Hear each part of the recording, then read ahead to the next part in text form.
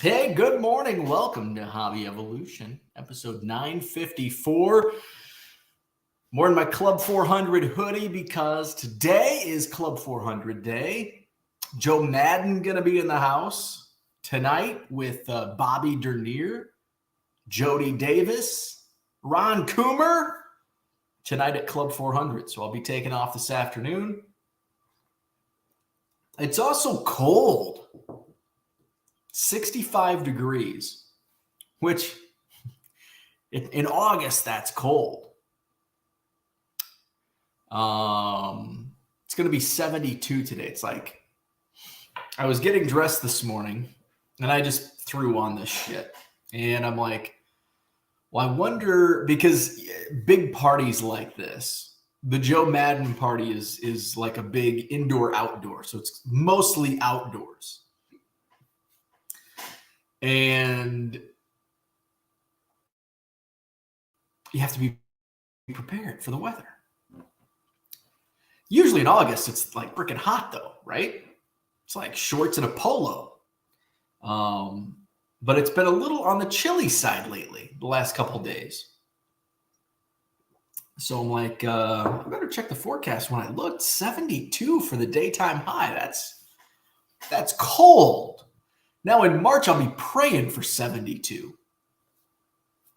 I guess that's the way our brains work, I guess. So I don't know what I'm going to wear. It's one of those where it's like, oh man, 72 for a daytime high. The overnight, I don't know what the low is, like 9 p.m. But I got to be prepared. What the hell am I going to wear? So Club 400 tonight. So no show tomorrow morning. Hobby Evolution will be Saturday morning. I'll review the Club 400 party. No show on Sunday. I'll be in Janesville for the Janesville Card Show Sunday, 9 to 3. I made another football box. My football bargain boxes, ooh, you're going to like them. If you're in Janesville, you're going to like my football boxes. Lots of color. Some rookies. So the football boxes are loaded up. Going to have a couple new baseball boxes. Baseball's all over the place. And I really don't know. Like football and basketball, I know what people are grabbing. But baseball, it's all over the place. So I'll have some baseball boxes, some new football boxes, new baseball boxes, a new non-sport box. I'll have top loaders. I'll have card savers. Sunday, Janesville, Wisconsin. And then, as you see on the ticker, Madison Card Show is next weekend on Saturday, August 26th, Sheraton Hotel, John Nolan Drive, sold out show, 125 tables. So now that business is out of the way, what's going on with you, chat? Hello, Harlan in the house. Good morning. Trent is here. What's up? Good morning. Donald Davis. Victor is here. What a finish. How about that? So I did not watch the game. So it was, what was it, like 3-0 or something? Yeah, I think it was 3-0 all the way to like the 8th inning. And I'm like, we're going to get swept by the White, it's a 2-game series. We're going to get freaking swept by the White Sox. This is the time that you start needing to win games for a playoff push. Playoffs. We got the news earlier in the day. Marcus Stroman out for a while. He's got it sounds very painful, like a torn rib cartilage. Ooh, that just sounds very painful. So we're down a starter there. Kyle Hendricks has not really been performing that well lately. It's like it just before the 8th inning last night, and I wasn't watching. I was just looking at the scoreboard on my phone. It just felt like the Cubs I grew up with, right? Remember the Cubs we grew up with? And it was like, well, what's going to happen now? And it's like we were expecting things. we were expecting the wheels to fall off. Well, we got an injury. Yep, there goes the season. Maybe next year. That was the old way of thinking. But we've got a new way of thinking because the Cubs won a World Series in 2016. We don't think like that anymore. We're positive thinkers, and we want the Cubs to win 140 games a year. At least that's what I see on Cubs Twitter. I'm so tired of, well, if Ross's lineups suck. Jesus Christ. Anyway, I don't want to get on that tangent.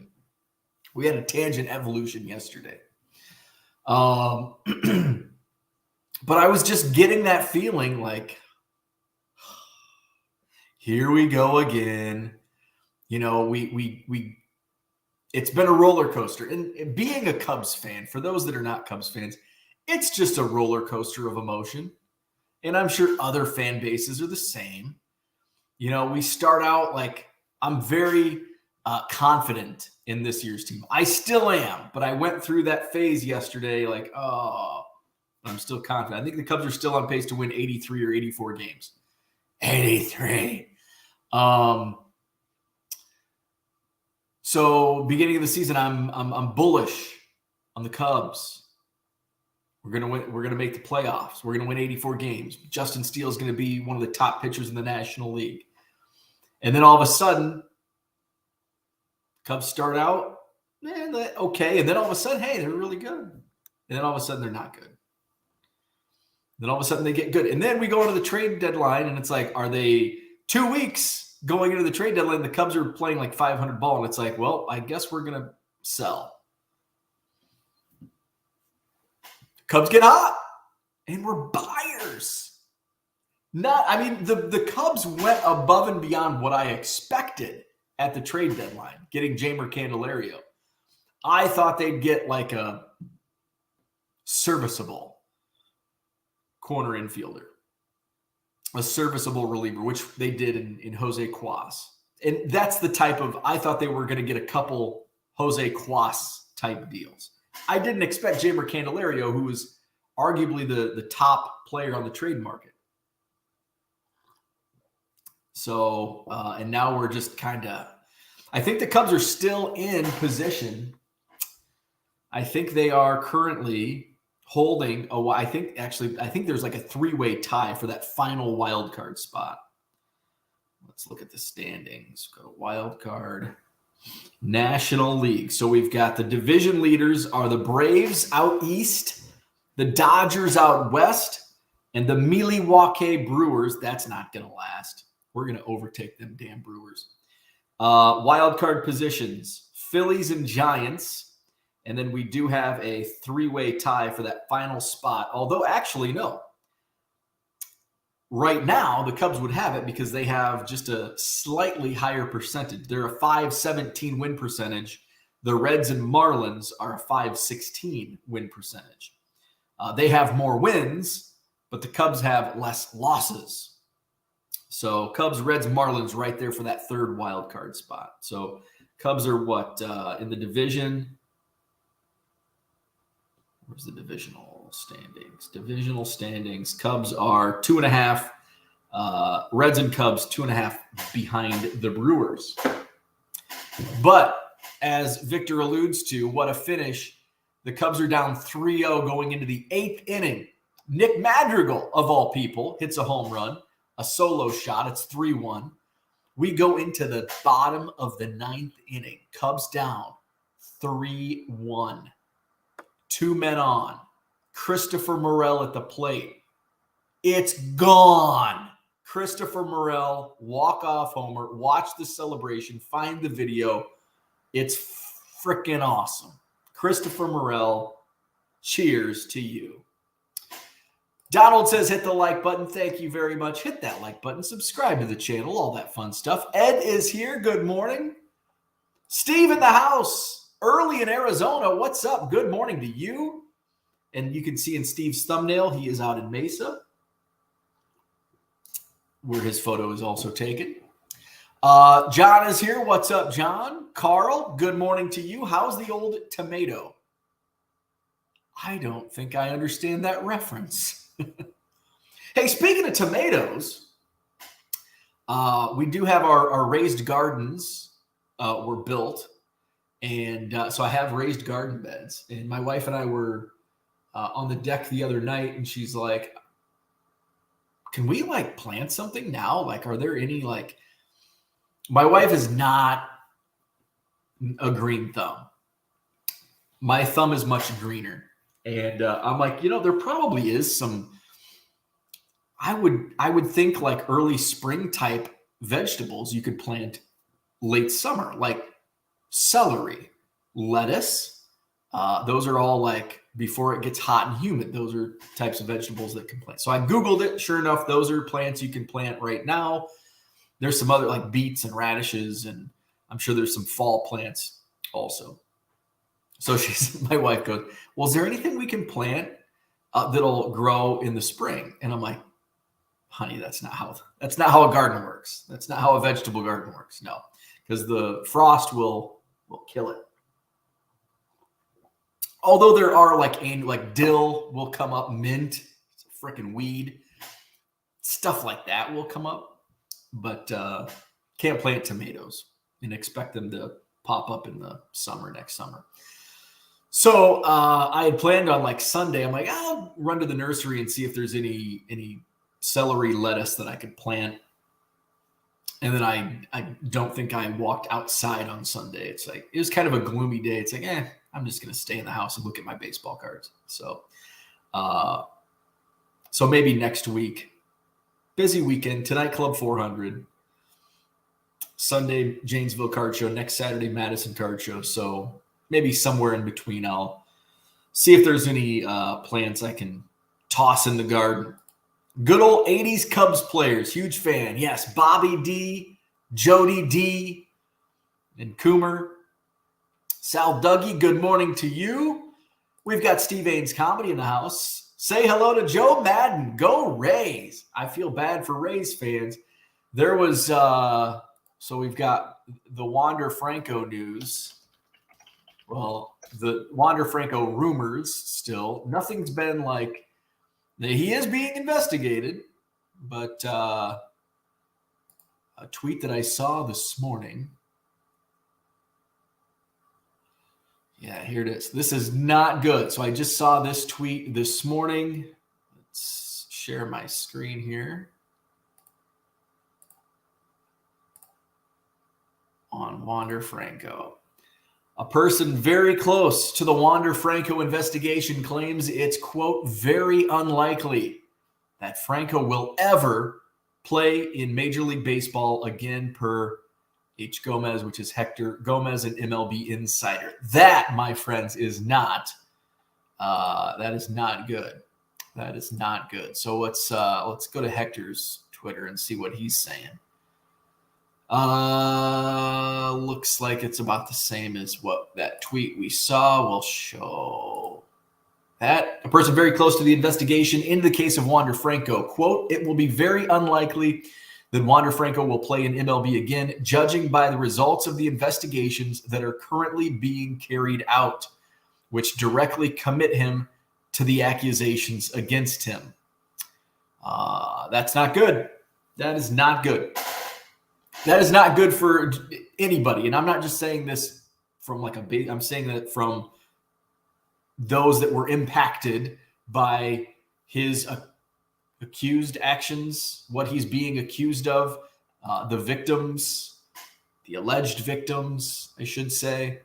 So just not good all around. Brian Wolf, good morning. Todd, what's happening? Good morning. Great win by the Cubbies, but bad news on Stroman. Yeah, it was looking like a double whammy up until the 9th inning last night with Stroman's news earlier in the day. And then the White Sox in the lead until the bottom of the 9th. 65 degrees. I'll gladly donate about 30. 108 today in Arizona, which is cool for us by recent standard. I'd take 30. I'd take 95 degrees right now. I would totally take 95 degrees. I'd take it over 65. But I get it. Like if I was in Arizona day in, day out, 95 I'd get pretty tired of 95. I'd be with Steve and I'd want 65 also. Ken, he's down in Dallas. He's got 110 for tomorrow's daytime. I think we're going to get warmer tomorrow. 72 today. But it's going to be warm tomorrow. 77 on Friday. We're going to be blazing. But holy shit, we do have a heat wave coming.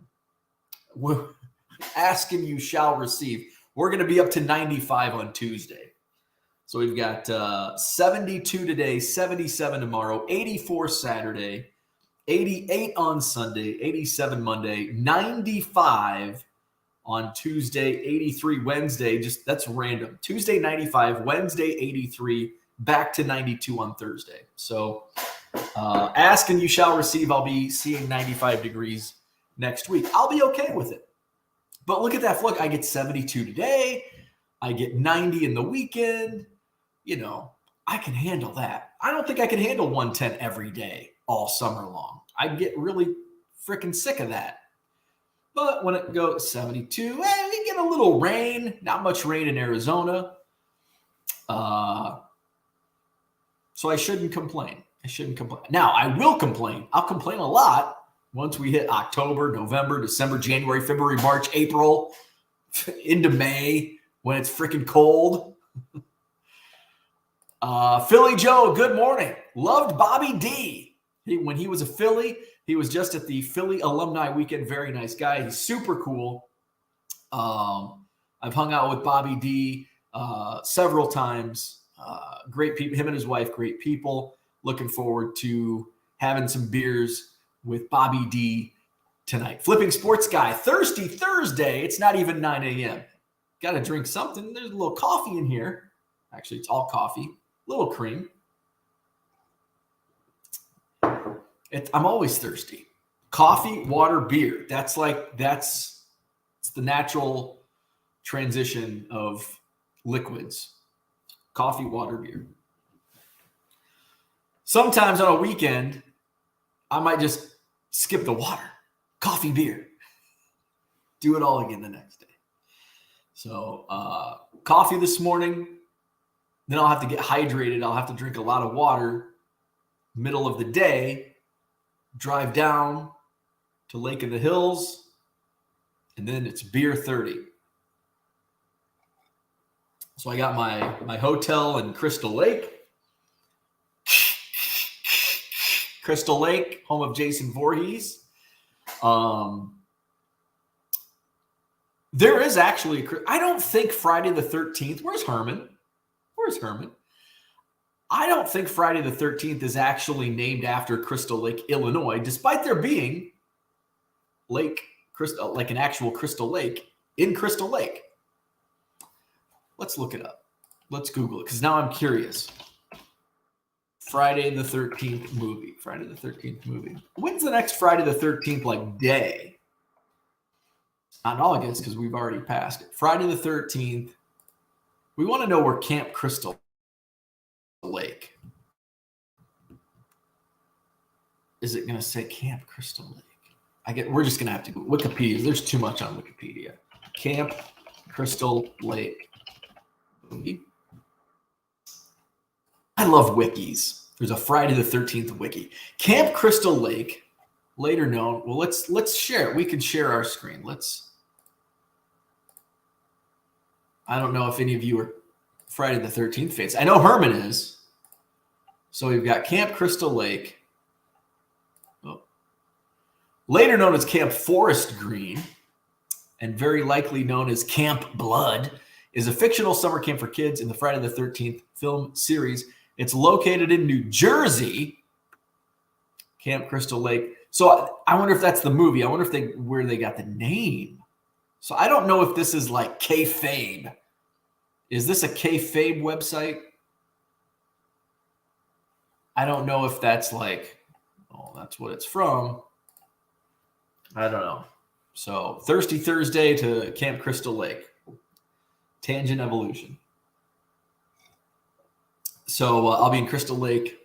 I'll Uber over to Club 400. Question for people who collect personally. Do you put your complete sets in binders? And if so, what size? It's a good question. I think somebody brought up they were watching one of my old videos, and it was boxes or binders. So I'm going to answer this, and I'm sure other people in the chat will be answering books or boxes or binders. So my personal collection, my Cubs, I have some binders. Like I have a binder of like minor league team sets, and I like you, depending on, you wouldn't think that I'm a little OCD with binder size, but I am. I don't like a small set in a big binder or a big set in a small binder. I like it. I like it. I like uniformity, but I also want it tailored to, like if I have a whole bunch of minor league team sets, I want it in a big 3-inch binder or whatever the hell. Yeah, 3-inch.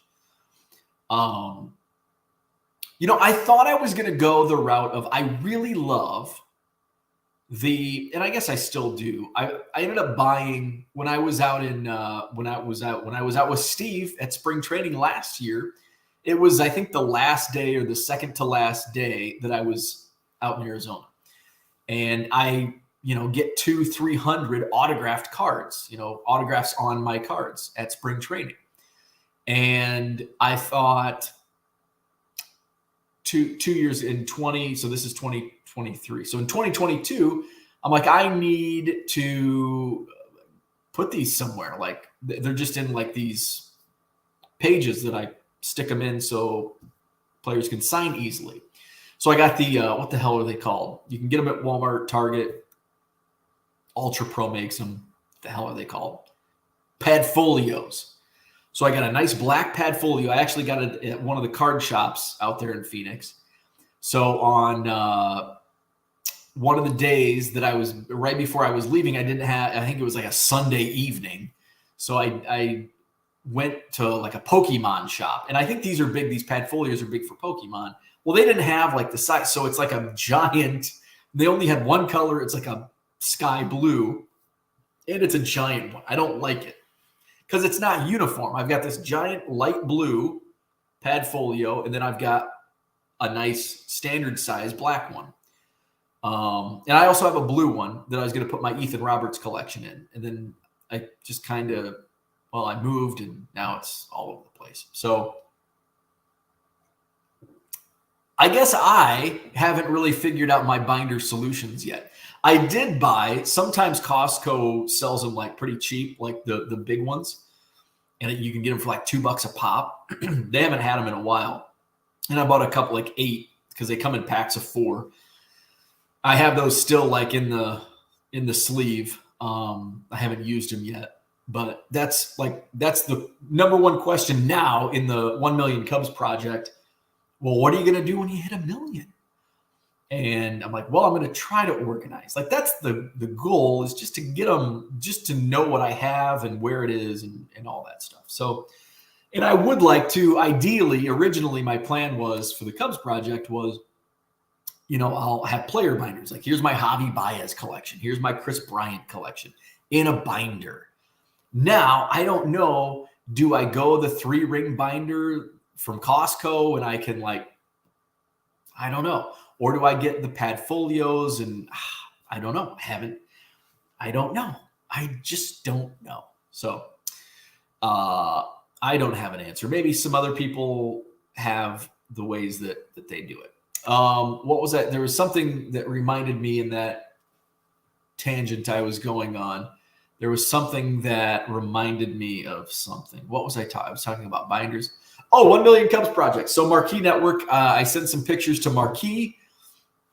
They're doing a show called Marquee Memorabilia. So I'll be featured on one of the upcoming episodes. I know they're editing the video that they filmed of me at the National. When they said it will probably air end of August, which is only like 2 weeks away, a week away. So I'm not sure if it's still planned on being aired. I don't get Marquee Network, so hopefully it's on YouTube or something. I don't know. But look out for that. I sent those pictures yesterday. So Scotty Dubs, good morning. eBay question. What do you do if someone has paid for an item and asks it to be sent to a different address?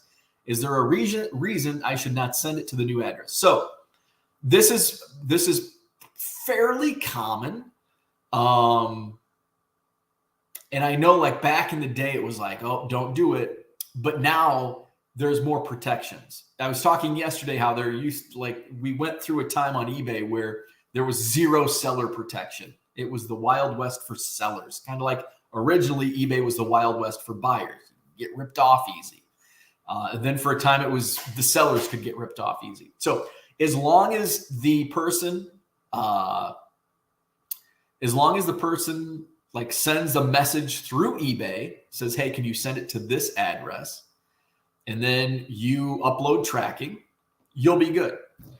Because if they claim, oh, you sent it to a different address that's not on file, eBay can look at your messages and they see, oh, yeah, the guy told you to send it there. So tough luck. So you're good. You can do it. I've done it many times with no issue. So absolutely, as long as that message comes through eBay, because eBay can look it up and confirm, yes, that person did ask it to be sent to a different address. And then obviously if your tracking is uploaded, it shows delivered, you're good. Donald says, I did have someone buy a card from my store and turn around and did a cancellation. I think this person was looking for positive feedback. Yes, I'm starting to see this more and more, where there was a time where I was getting 15 to 20 what I call false orders a week. And they'd get, I had a couple more. And now all of a sudden I'm starting to see an uptick in people wanting to cancel orders immediately. Because once they pay, they get that positive feedback, so they can get a positive feedback for free. So I'm very careful with what I allow and what I don't allow. Flawed Thinker, good morning. Alex in the house. Cubs AAA is better than most AAA. Majors 50-50. Yeah, Cubs are pretty stacked in Des Moines, but a lot of those players, it doesn't translate. It's kind of like AAA to the big leagues is kind of like junior high athletes to like college and professional. Like it just sometimes you hit a growth spurt early and your sixth grader is like a dominant All-American. But then the rest of his class catches up and the sixth grader doesn't grow. And by his senior year, he's like the shortest guy on the team and he's, just a role player. And that's kind of like with AAA in the major leagues. A lot of guys are dominant in AAA. Matt Mervis, dominant AAA player, and he hit below the Mendoza line when he hit the big leagues. So not always does it translate into big league success. John says, no one's interested in the playoffs. Playoffs! The tankathon for the Rockies is going superbly well. 2 games worse off than the White Sox. 3rd worst in baseball. Still work to do to beat KC in Oakland. What did I hear? So speaking of tanks, not actual tanks, but tanking. And really, you don't tank for the first pick in baseball.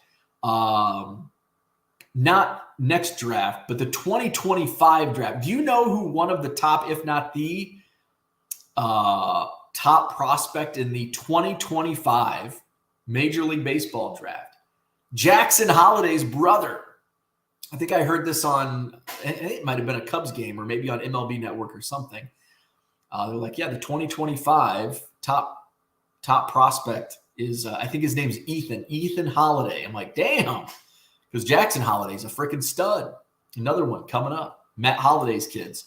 Zach and Porter in the house. What's happening? Card Honesty Collectibles says, answering Scotty Dub's question, don't mail to a different address. What I have done in the past is cancel the sale, message the buyer to purchase again once they update their address on eBay. You can do that, but I would just send it to the other address because eBay will protect you. Ideally, people update their addresses, but I mean, I still use I always try to think of it from like my own vantage point. Like I haven't updated I've been living in this house for 6 weeks now, and I haven't updated my address on all platforms. PayPal is updated, eBay is updated. My credit cards are still at my old house. I know I need to get on that. So like I get it. Like, especially if you're not like PayPal and eBay were like the first things I updated because it's, it's pretty common. I actually tried to update my eBay. What's annoying is my eBay business, my eBay business, my return address is updated. But within eBay, it's not updated because I need actual paperwork showing that my address is updated. So I had to change it back to my old address. Now, my business is updated, but I just don't have paperwork yet showing it on paper that you have to upload to eBay. So I get why people haven't updated. And, if you're not buying regularly on eBay, it's like, it's one of the last things you think of. So I get it. Carl says the quote is from Ball 4. Oh, great book. Jim Bouton, A Team Greeting. Aha. It's been a while. That was one of Ball 4 introduced me to reading. And you may be thinking, but shouldn't that have been like the Boxcar Children or Sesame Street books? No. I mean, I read that stuff. But then by the time I hit junior high, I just faked it. Remember Cliff's Notes? The yellow Cliff's Notes. So I would go to the Book Emporium in Kewanee. I love the Book Emporium. Wall of magazines. I'd buy my wrestling magazines and then Cliff Notes on To Kill a Mockingbird. What did I have? I had a whole bunch. I had a whole library of Cliff's Notes. And then you could pass those on to the younger kids for money. I was a little entrepreneur. And then I would have having older siblings, older cousins, going to the same school, having the same teachers is very beneficial because you pass down notes. And then if you're the end of the line, you can capitalize and take advantage of that and say, I will sell you these for X amount of dollars. Entrepreneurial spirit. So Cliff's Notes, that was big. And then once I got to college, I was probably 20. I was still living at home with my parents because I went to junior college and lived with my parents for a couple of years, which at the time was a lot of my friends are at real college, living in dorms. And it's like, oh, that's so cool. I'm living with my parents. But then now it's like, that's super smart. You're not pissing away all this money. Parents aren't charging your rent. So it worked out. So I was probably 19. I was in college and I'm like, I think it was Ball. I think I had heard about Ball 4. And I bought it from back when Amazon was only books. Up until recently, I had spent more money buying books on Amazon in 1998 than I had ordering everything else in life, which most people use Amazon for now. It's oh yeah, I used to buy from Amazon all the time. Ball 4, the Jim McMahon book. What else? Bronx Zoo. Mostly baseball books, but Ball 4 basically introduced me to reading. And now I read, I have I'm very tunnel vision with my books. It's either sports related or fiction, mystery thriller fiction. Every once in a while, I'll read a true crime, but I feel true crime books are very boring because it's basically just laying out facts, and that's boring for a book. For a magazine article or just reading something online, It does it, but for a book. I thought there was the Bill James book, The Baseball Writer, and I'm like, wow, Bill James, the baseball writer, wrote a true crime book about it's basically like what is believed to be the first like national serial killer, where he would use trains to go from place to place. And it was just a slog to read through it. And I got about halfway through it, and I'm like, I'll just read the facts about it online, like in quick hits. Like, it just doesn't translate to book form very well. Anyway, enough book talk. Mark Marinello, what's up? Big dub. A big dub for the Cubs. Big dub Cub. What up, TD Sports Cards in the house? Cooter is here. Good morning. Flipping Sports Guy says, looks like the DR authorities have a big investigation going on. He will be lucky to play in Japan like Bauer. Yeah, it's not looking good. It's not looking good. Flipping Sports Guy is glad he didn't, quote, invest in Wander. You know, there's like a common misconception upon investing. Like, I guess people do invest in these products, but just because there's big investments in players like Wander Franco or Matt Laporta, that's a name that doesn't get recognized enough as a failed investment. Or going back, Kevin Moss, Brian Taylor, all that.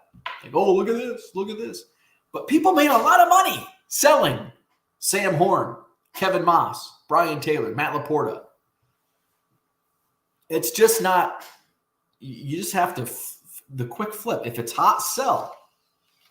If it's hot, sell. What else has come down? Like, I mean, you can laugh at the prices that have come down and crashed since 2021, but people made a lot of money in 2021. Just don't get caught holding the bag. You can invest, but sell. Don't hold. When you get like, you look back and it's like, well, this could be the next Mike Trout rookie card. But there's only one.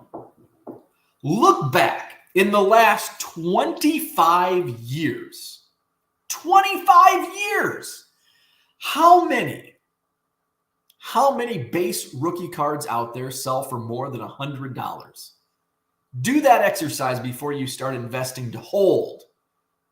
Investing to hold, expecting a huge return. Mike Trout. It's about it, right? Are there any other? I know like Verlander, Scherzer, Kershaw. Those are probably in the $50 range. And we're talking base tops rookie raw. I'm guessing 50, less than 100. Who else is there? The Acuna Soto. Those are, I don't even know what those are. Ohtani, I'm sure Ohtani is probably up there. Ohtani might be the only other one, depending on which one. There's like 300 Ohtani rookie cards. Let's see. What's Trading Card Database say on Ohtani? So we're going to go, what was Ohtani's rookie year? 18. Let's see. How many? Oh, son of a bitch. There we go. Shohei Ohtani. 2018. Oh my God. Get ready for this. So 2018 were when Shohei Ohtani had all his rookie cards. Look at that number. 2018 alone, Shohei Ohtani has 2,819 cards from his rookie year. Now, this has a lot of them are these Japanese cards, BBM. I'm not familiar with those. So it looks like there's a lot of those. We've got Bowman, and of course, you've got all the parallels with Bowman, the autographs, the autograph parallels. Let's just go to page 5. We've got Bowman's best. We've got Bowman's Best. We've got Don Russ. So you've got all the Panini products. 2,819 Shohei Ohtani cards from his rookie year. Hello, Dan. What's happening? Ken says, I'm not in Dallas. Don't put that evil on me. So where are you in Allen?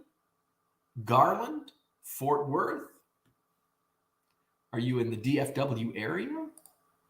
Does Biscuit have a Cubs logo tag? If you have a Cubs tattoo, your answer will be yes. I don't have a Cubs tattoo. I don't do tattoos. Biscuit does not have a Cubs. She does have a Cubs jersey, but no logo tags. 12 for 48 equals a 250 like average. It's 9:30 p.m. here, so you can drink the beer. It's 7 a.m. Why are you drinking? Well, it's 9:30 in Korea. It's 5 o'clock somewhere. Brian says, is Club 400 a good venue to ask for an auto? So Club 400 is, so basically it's not like a bar, right? Club 400 is a house. My buddy Stu, it's his house, all right? And it's in his basement that is Club 400. It's like 3,000, I think it's like 2,800 square feet. And he's got a bar, and he's got a giant screen TV with theater seating. There's pinball machines. There's Top Golf, or not Top Golf. What's the golf game? Whatever that is. He's got just game used, memorabilia out the ass. So he holds these events. Like tonight, Joe Maddon's going to be there. Jody Davis, Bobby Dernier, Ron Coomer. So they're events for charity. So I can't remember what this, I think this is going to Special Olympics. I think tonight's charity is going to Special Olympics.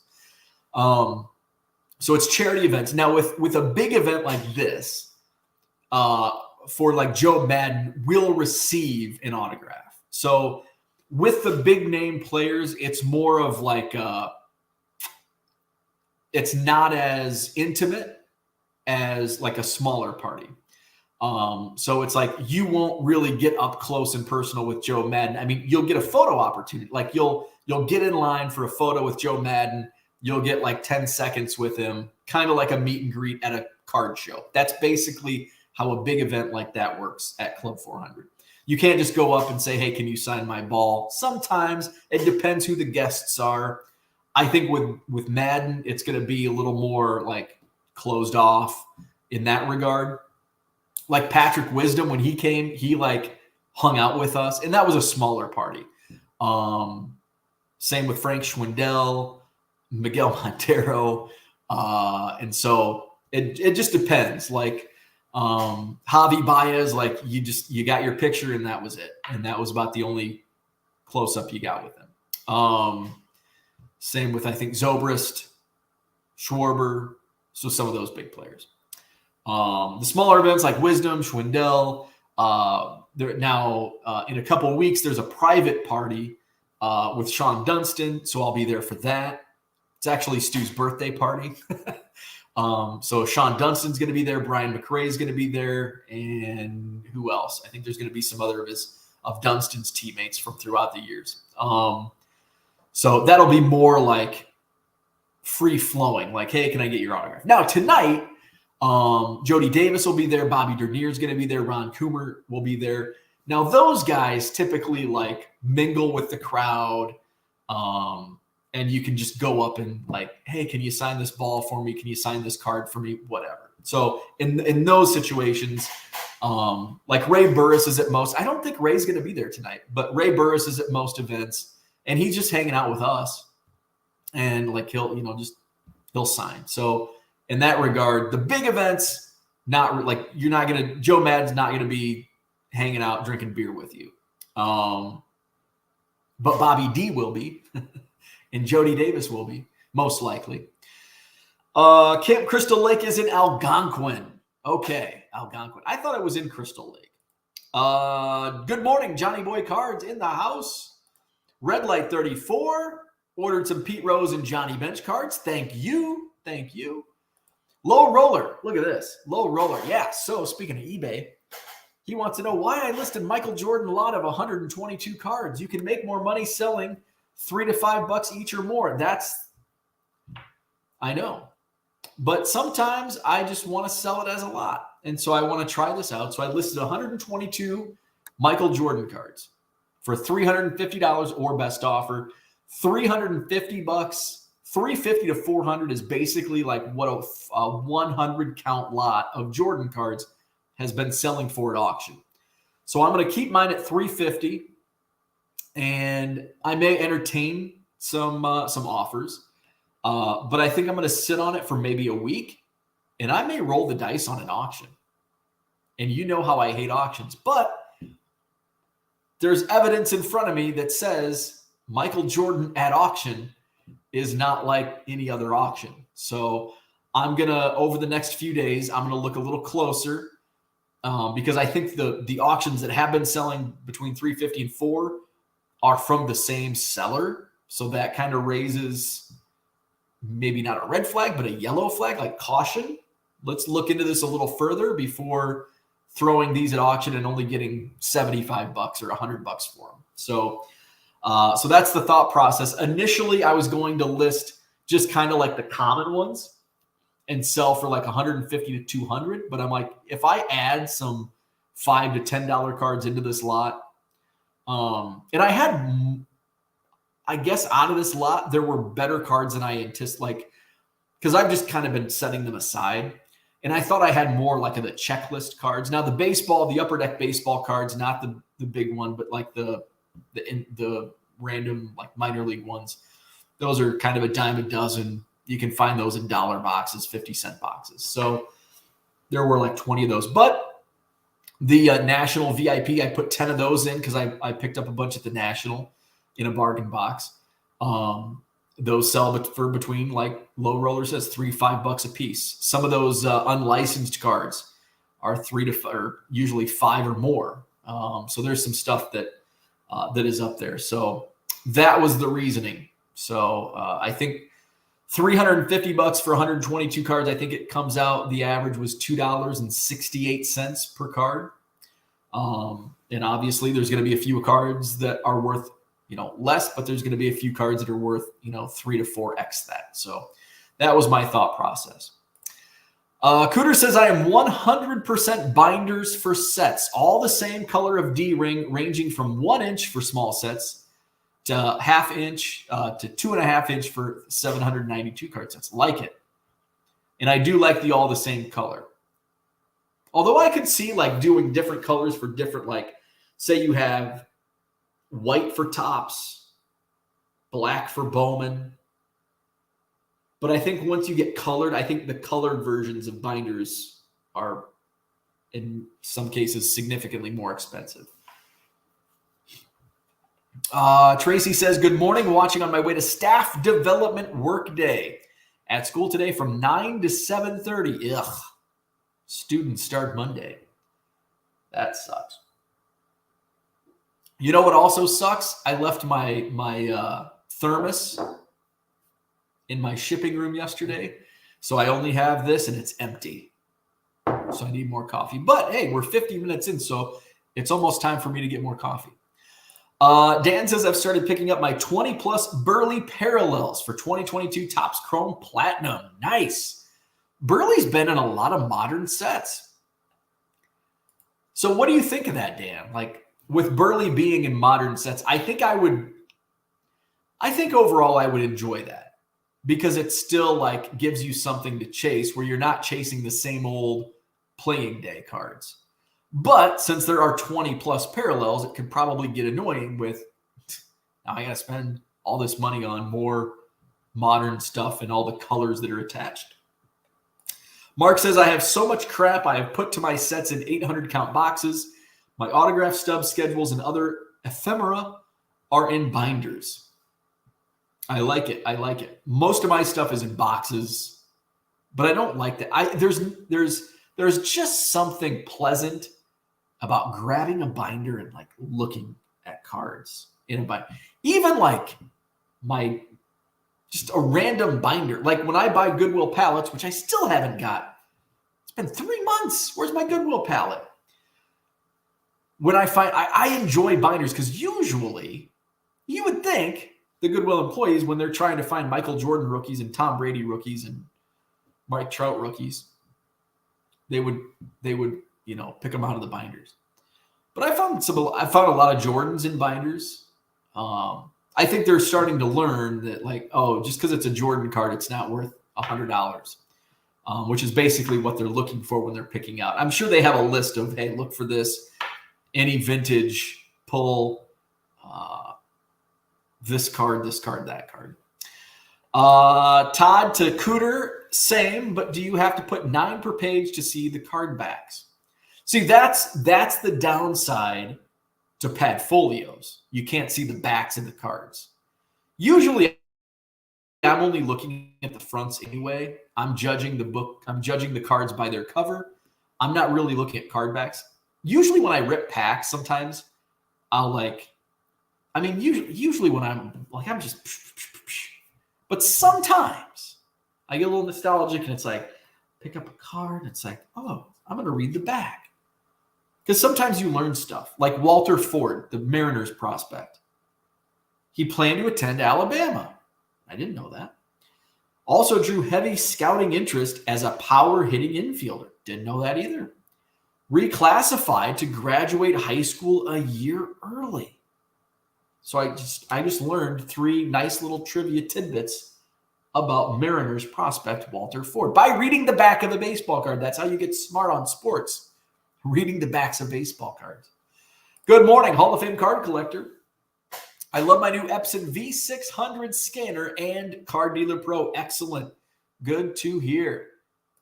John says, I have the problem with 2 addresses. I have a U.S. one and my home address in the U.K. Sometimes when buying from both the U.S. and U.K., I can't change the delivery address over and it causes problems at times. Yeah.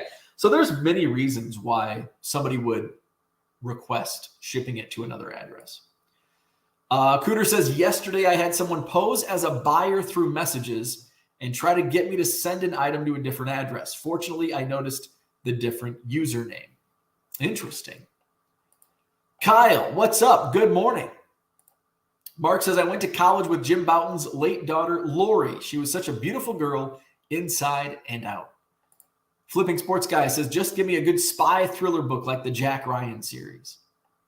Bronx Sue, great read, hilarious. What is up? G. John Sports. Dave Pearson in the house. Finally using Card Dealer Pro. My son helped me out. Can't believe the difference in listings and sales. Thanks. Hey, you bet. Speaking of Card Dealer Pro, if you sign up using promo code CUBS, CUBS, you'll receive 500 free scans upon a paid subscription, any paid subscription. So check out carddealerpro.com, and all that info is scanning at the bottom of your screen. So good to hear Dave.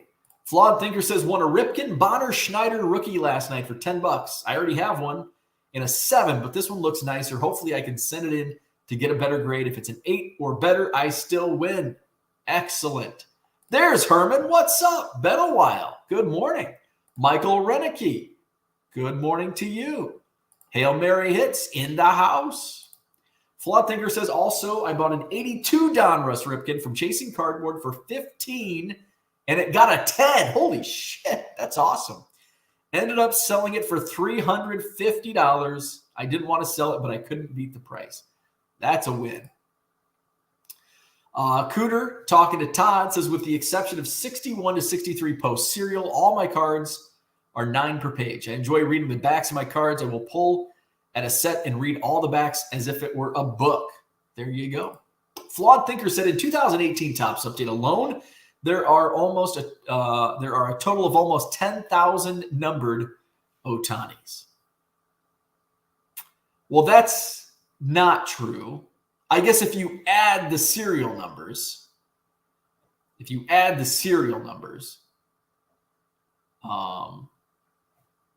which I think that's probably what you mean, because the gold is numbered to 2013, and then you've got the whatever. But uniques, there's 2,000. What did I say? 2,000 819 unique Otanis in 2018. That's insane. Low Roller says, if you go in Texas, you can play Texas skill games and gas stations in Texas. You said Texas a lot. Mark, what's up? Good morning. We need to get you a tattoo sleeve. I am not a tattoo guy. Not a tattoo guy. Flipping Sports Guy says you can play skill games and gas stations in a lot of states now. Look, Squirrel. What's he doing? What's he doing? Mark says, happy to be back in the chat live. Took a short hiatus as my Series 07 exam was this past Saturday. I was locked in on that every morning prior. That's awesome. Good to have you back. And I'm glad that's over for you. Paul Heath, good morning. Low Roller says you play Living Large, amigo. Lady P skill games in your state. Does Wisconsin have skill games? Hail Mary Hits started selling Thursday. Since then, I've sold 78 cards, about 13 per day. Just wondering if the full dynamic promo is worth it or if I should scale down to a fixed rate of 10%. Anybody have thoughts? So I do dynamic up to 10%. I would say blanket statement, promote your listings. From that point, your promoted list, like I can't tell you to scale down to a fixed rate of 10% because I don't know your inventory. I don't know what you're selling, what you're not selling, and nobody else does. Like that's something you're going to have to decide for yourself. I would say you're definitely going to want to promote. Absolutely. The more you promote, the more eyeballs you will get on your items. But then you also have to put in the work of A, having items that people want, and B, having them at prices people will pay. Otherwise, you can promote to 50%, but if you have 91 Upper Deck Commons for $3, nobody's going to buy your cards, no matter how much you promote. So play with it. I would take 2 weeks. I would do whatever you're doing now for a 2-week span.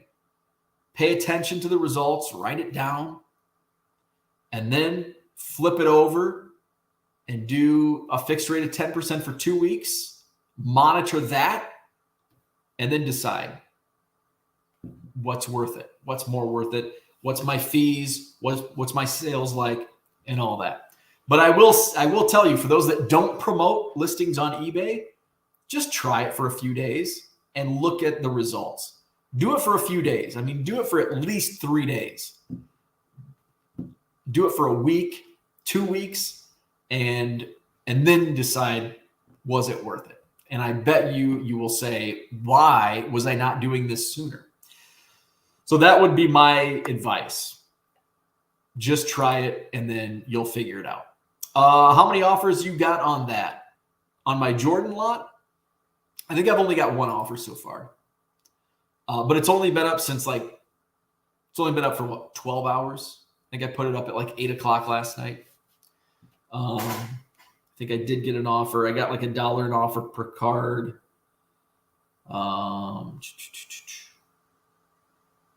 Yep, I think that's the only offer. So I'm probably going to let that, talking about the Michael Jordan lot, 122 cards, buy it now, right now, 350 or best offer. I think I'm going to let it sit there for a week. And I kind of have a number in mind that I'll take. And if it doesn't sell at that number, say by next Wednesday or Thursday, I'll pop it on a 7-day auction and let it ride. And we'll see. But I also want to do a little more research. In the next week, I want to do a little more research based on some of the other lots that have sold of similar lots. There's been a few 100-card Jordan lots that have sold for $350 to $400, and it's pretty much the same stuff that I've got in my lot. But I think those have also been from the same seller. So I want to make sure there's like a variety of sellers, not just potential shilling going on. So I'm just going to let it sit for a week And if it doesn't sell at the price I want it, we'll throw it at auction and throw a Hail Mary. And that's what Mark says to Hail Mary hits. What is your promoted rate currently at? He says, I've got everything at the dynamic ad rate. So right now your cap is 12%. So dynamic means it varies. So you may, a flat rate of 10%, you may actually be spending more money than dynamic at 12%, because dynamic doesn't mean, a flat rate means everything is promoted at 10%. Dynamic means everything is promoted up to 12%. Now, take a look and you'll probably see a lot of your stuff that sells is up at that upper echelon. But I had an offer this morning. My dynamic is set up to 10%. I had an offer this morning and it was 3.5%. So sometimes I'll sell items that are at 3.5%. That's the cheapest I've seen it on the dynamic side. A lot of times it's like 6%, 7%. And then a lot of times it's 10, 11%. For some reason, it goes up to 11%, even though I have it set to 10%, which it's like, that's how they get you. It's like, well, fuck it. I don't care. I guess I could drop it to 9% and then it's capped at 10%. They'll squeeze that extra percent out of me one way or the other. Found the exact number. It's 12.4. So that is the, so 12.44 is like the estimated or whatever. And that's your, and I assume that's, I think that's the estimated, what, I don't know what they call it. But when you go into your settings, let's see if I can find it. Marketing, is it? See, I can never remember which tab it's under. It's advertising. Okay. So let's see. Let me just show you something. Remember in July when there was, we were talking about impressions. Impressions were down, views were down, sales were down. Take a look at this. This is a graph showing you, see on, looks like on July 21st, it just the, whoop, and then all of a sudden July 30th, bop, and away we go. So let's go back here. So that's the advertising dashboard. Promoted listings. Trying to find, see, this is its, oh, here we go. So I've got an automated dynamic campaign. If I go to edit.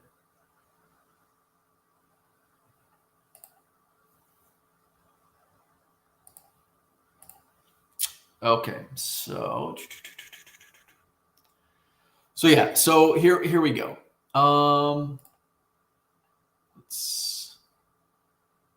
So you've got your ad rate strategy, and this is within, go to the marketing tab, and then it's under advertising. So my ad cap is 11%. Well, how about that? I thought I set it to 11 or to 10%. So automated suggested ad rates are applied to all listings by default. Suggested ad rates help you find the optimal balance between performance and cost, which is what your dynamic ad rate is. So dynamic ad rates stay competitive with an updated ad rate that automatically adjusts to eBay's daily suggestion. So sometimes eBay's daily suggestion is like 12.44%, and it seems to keep rising. You can customize it by setting a cap. And so my cap is set to 11%. Or you can do the fixed rate, and it's 10%. So that's how that works. Can you see? Oh, that's just. And then you can see, like, so my Adley Rushman first edition that I just listed yesterday, today's suggested ad rate is 12.5%, but I have mine at 11%. Yadier Molina. So let's see. Is there any? So my Michael Jordan lot that I listed last night, the suggested ad rate today is 11.9%. And I've got it at 11%. Let's see. Of course, everything's suggested rate is 12.5. So there you go. And remember, if you know what, since we're doing this, let me set my ad cap. Let me go to 12.5%. So I just updated my ad rate to 12.5% on everything. We'll see if that leads to more sales. We'll do this. What's today? August 17th. Today's Thursday. So we'll come back next Thursday. I don't have any. I need to get some paper in here. Write my notes. I don't have my big board. I don't have notes. I'm on an island in here. So next Thursday, we'll come back and we'll see how my increase of 1.5% to 12.5, we'll kind of compare and see how that worked for me. Let's see. Herman says, I'm with Cooter on the binders. All black binders labeled for my sets and blue for the Braves cards. I like that. And like everything's not just a black binder. Some people have really cool binder collections. Like they have like a bookshelf and it's got like 1977. They got nice artwork. See, I'm not a good graphic designer, so I suck at that. I like that. All black binders for the sets, blue for the Braves. I like that. Mark is talking to Hail Mary Hits. As long as that is working well and you were happy with the money you were taking home after all is said and done, leave it. I agree. If it ain't broke, don't fuck with it. Right on, Mark. I agree 100%. Dan says, yeah, Burley retired after 2015, the last 3 years. He's been in a lot of products and has a ton of autos and auto-colored parallels. I'm more annoyed at that than non-auto parallels due to prices. That would get expensive and annoying. I can understand that. Steve says, now when you put cards of a set in a binder, do you put them in numerically and leave the numbers that you don't have open? Ooh. So when I did, and in the past I have built sets and I still have like some binders. I was building sets back in 2016 and 2017. I don't know why. I just got in a set building mood. And I was building, Allen and Ginter, Bowman, Topps Archives, and I still have some binders. And yes, absolutely leave a hole, page 1 is cards 1 through 9. So say I have cards 1 through 8, I'm missing 9. That bottom right corner is wide open. If I was building, so modern sets, I would just leave it open, just leave a blank. If I was building like my buddy Justin is building a 1952 Topps set. If I was building that, I might have placeholders because there's a lot of like archives and you can easily pick out although a 52 Topps set, I probably wouldn't put in a binder. So bad example. But if I were, I might find a placeholder for it. What's funny is we talk about, binders and sets like that. Oh, don't put those in a binder. There was a dealer at the National who had like a lot of pre-war and vintage, and they were in binders. It was actually pretty cool. I bought a card. Do I have it? Do I have it in here? I'll be right back.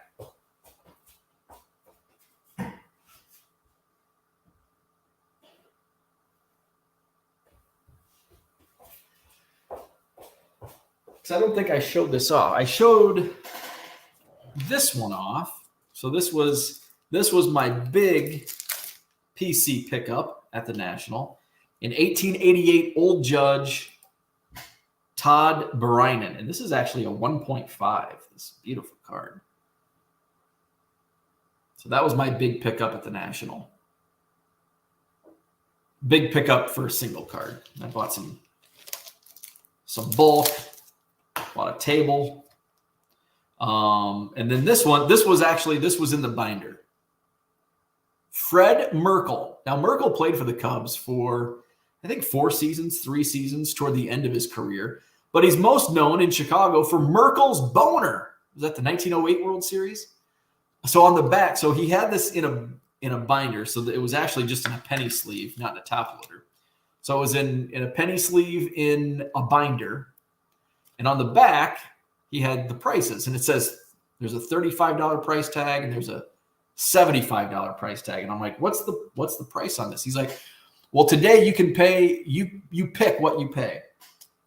We've got a jokester on our hands. Okay. So I think that's like it's kind of like the old man method of pricing. It's like book value 75, you pay 35. So I think that's what, like, it probably sells, I don't know, comps for 70, I don't know, but I paid 35 for it. And that was in a binder. So binder talk got me thinking about that. So Donald says, I like boxes for my PC, but I started putting my cards in a penny sleeve. I was hoping this will keep the cards from bricking like the early 90s cards did. Yeah, some cards will brick. I think most cards, modern cards today, will not brick, won't brick. I have noticed some bricking with some of the like what do we call it? The teens, the 2000 teens. I've seen a little bit of bricking, but I think they may have been like in a basement with humidity or something, like in collections that I like, Goodwill pallets. I've seen some bricking on more modern, like we kind of think of bricking 90s, especially Upper Deck. Oh, the bricking on some of those is terrible. Good morning, Dollar Box in the house. I think I'll be seeing him in Janesville this Sunday. Cooter says, I leave a space open for cards I don't have. If it's less than 50 cards, I will put a piece of card stock with a label with the missing card number and player name so I know what is. Ooh, I like that. I like that. That's a really good idea. Brian says, I don't have any Ohtani rookie, but I got a killer Ethan Roberts. Hell yeah. Hell yeah. Sports card ripping teacher in the house. Kids just don't respect the back of cards as much these days. They don't put as much on there either. I have quite a few collected books in my classroom for them to read, trick them into reading. I love it. So you're right. So I will tell you, Bowman has awesome card backs. Leaf, Panini, not so great. Actually, these Panini, let's find a good one, a good player. Ivan Melendez. Ooh, this is an auto too. Ivan Melendez, Elite Extra Edition.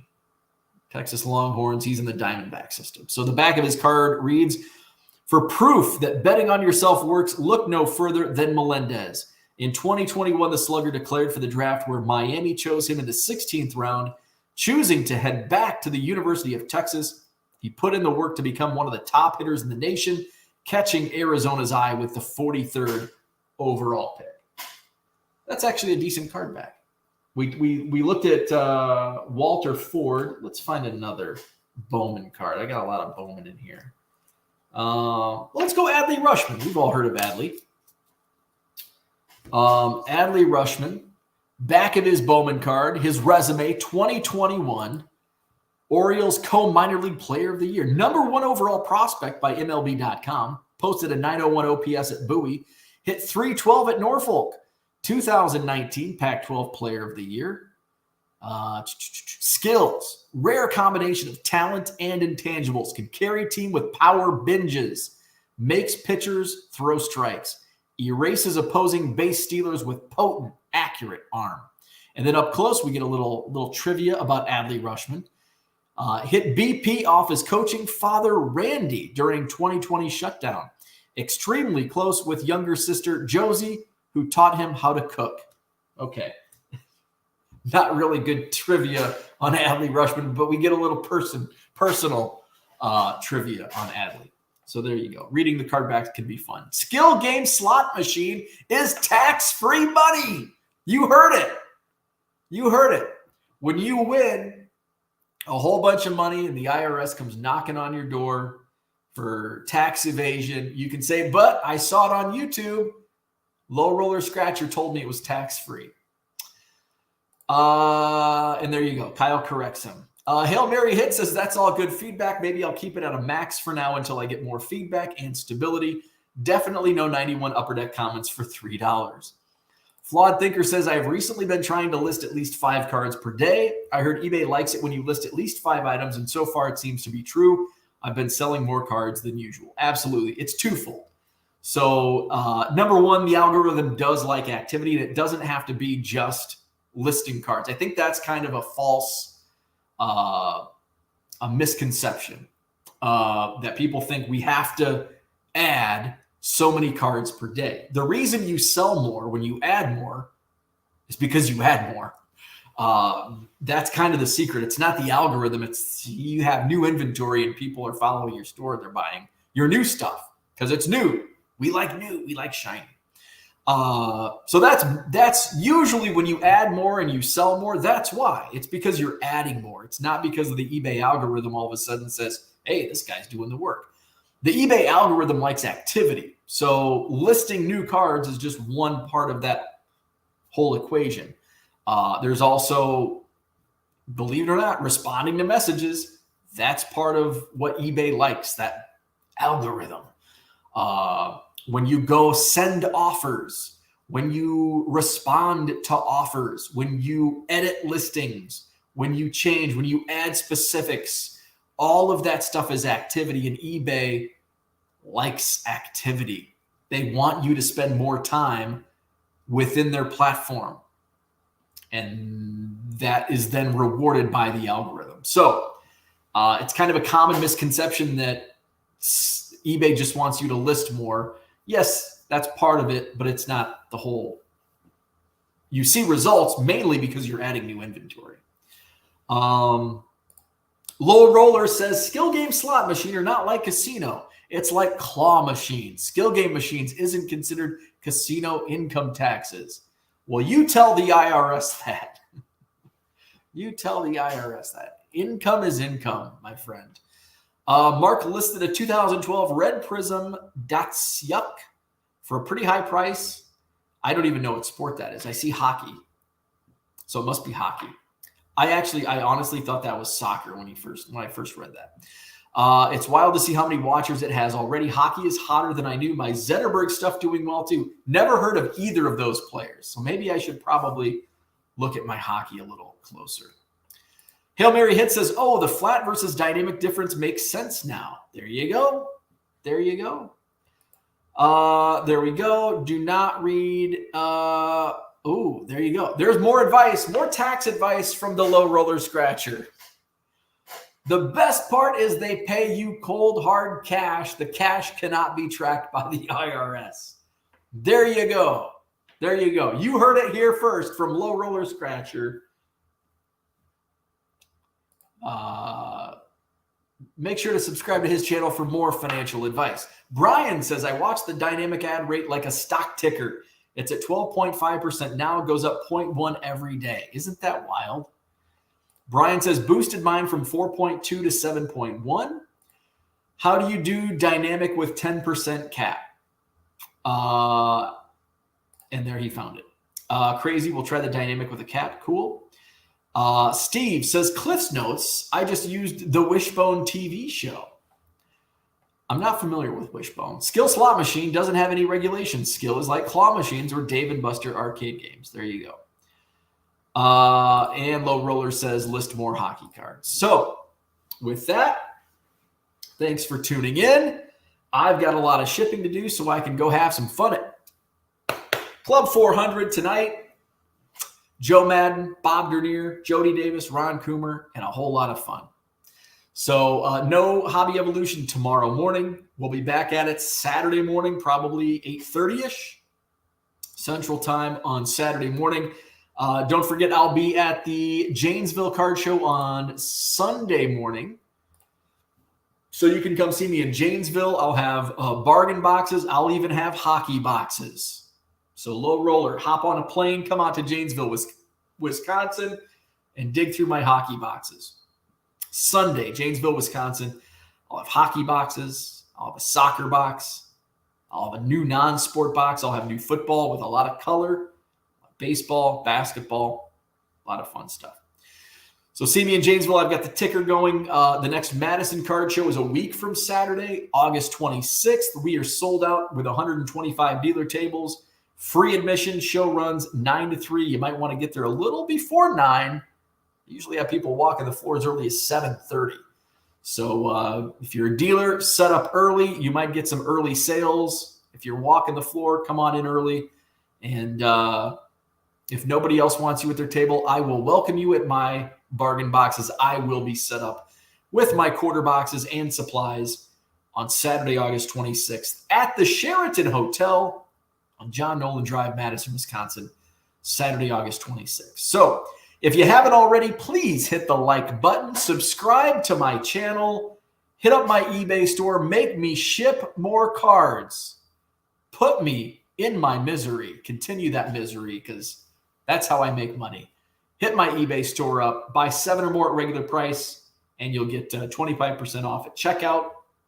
So hit up my eBay store, link in the description, and you can also access the eBay store at 99centcards.com. So with that, I'm out. We will see you on Saturday morning. I might put out some content tonight from Club 400. So tune in potentially for that. If not here, definitely on Twitter.